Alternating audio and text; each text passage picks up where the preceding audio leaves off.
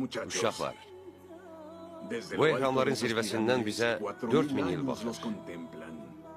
Təsəvvür eləyin ki, 4000 il bundan sonra onlar hələ də burada qalacaq. Kim bilir, bəlkə biz özümüz də burada olacaq. Albieri. Bəlkə nə vaxtsa heç kəs ölməyəcək. Düzdür Albieri. Və hətta ölsək də, bəlkə biz klonlar yarada bildik. Öz surətimizi. Heç bu barədə fikirləşmişsiniz?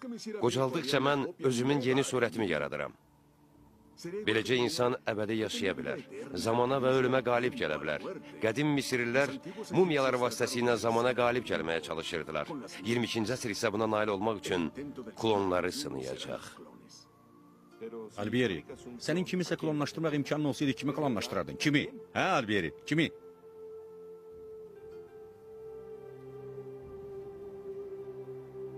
Bilirsiniz Sfinks insana nə deyir? Mənim sirrimi aç, yoxsa səni yiyəcəm. Bax belə. Ya biz həyatın sirrini açacağıq, ya da o bizi yiyəcək.